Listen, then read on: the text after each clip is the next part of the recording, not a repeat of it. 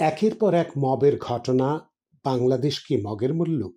গত 22 জুন রোববার রাজধানীর উত্তরার বাসায় ঢুকে একদল লোক সাবেক প্রধান নির্বাচন কমিশনার KM নুরুল হুদাকে বের করে আনেন, জুতার মালা পরিয়ে হেনস্থা করে পুলিশে সোপর্দ করেন।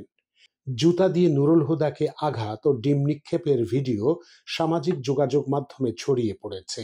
দেখা গেছে ঘটনার সময় সেখানে পুলিশও উপস্থিত ছিল। নুরুল হুদার লাঞ্ছনার ঘটনার পর বিবৃতি দিয়েছে সরকার। 22 জুন রাতে সরকারের বিবৃতিতে অভিযুক্ত ব্যক্তির উপর আক্রমণ ও তাকে শারীরিকভাবে লাঞ্ছিত করা বেআইনি, আইনের শাসনের পরিপন্থী ও ফৌজদারি অপরাধ বলে উল্লেখ করা হয়েছে। জুলাই গণ অভ্যুত্থানে আওয়ামী লীগ সরকারের পলায়নের পর দলবদ্ধভাবে বিশৃঙ্খলা সৃষ্টি করে আইন নিজের হাতে তুলে নেওয়ার ঘটনা বেড়েছে। ঘটনার পর সরকারকে আগেও বিবৃতি দিতে দেখা গেছে।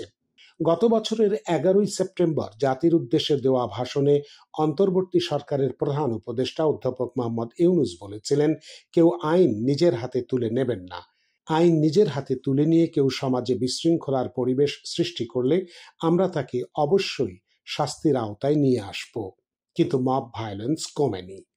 2023 সালের 3রা সেপ্টেম্বর স্বরাষ্ট্র মন্ত্রণালয় বলেছিল, সরকার সবাইকে আশ্বস্ত করতে চায় মামলা হওয়ার অর্থ যত্রতত্র গ্রেপ্তার নয়।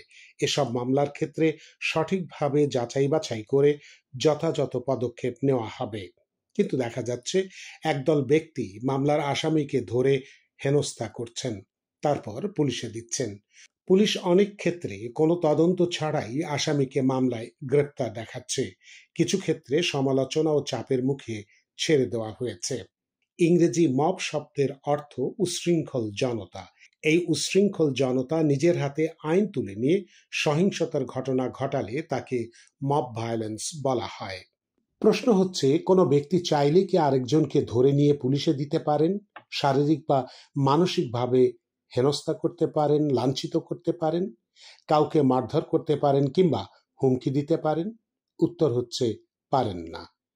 সংবিধানের 35(5) অনুচ্ছেদে বলা আছে, কোনো ব্যক্তিকে যন্ত্রণা দেওয়া যাইবে না কিংবা নিষ্ঠুর, অমানসিক বা লাঞ্ছনাকর দণ্ড দেওয়া যাইবে না কিংবা কাহারও সহিত অনুরূপ ব্যবহার করা যাইবে না।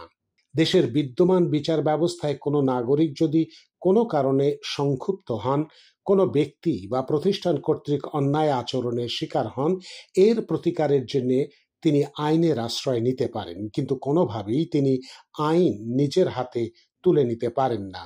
বিচার করার একমাত্র এখতিয়ার আইনের দ্বারা প্রতিষ্ঠিত আদালতের। ফৌজদারি কার্যবিধির 59 ধারা অনুযায়ী পুলিশ ছাড়াও বেসরকারি ব্যক্তি আমলযোগ্য গুরুতর অপরাধে জড়িত ব্যক্তিকে আটক করতে পারেন। ওই ধারায় বলা হয়েছে, কেবলমাত্র যখন কোনো ব্যক্তি এমন অপরাধ সংঘটিত করেন যে অপরাধ জামিনযোগ্য নয়, সেই অপরাধ ওই ব্যক্তির সামনে সংঘটিত হয়, সেক্ষেত্রে ওই ব্যক্তি অপরাধে জড়িত ব্যক্তিকে আটক করতে পারেন। আইনজীবীরা বলছেন, আটক করার পর সঙ্গে সঙ্গে অভিযুক্তকে পুলিশের কাছে সোপর্দ করতে হবে। তাকে হেনস্থা, লাঞ্ছিত করার কোনো সুযোগ নেই। সংবিধান এবং ফৌজদারি কার্যবিধি সহ অন্যান্য আইনের বিধান অনুযায়ী কাউকে আটক করার নামে হেনস্থা করা, জুতার মালা পরানো কিংবা শারীরিক ও মানসিকভাবে হেনস্থা করা অপরাধ।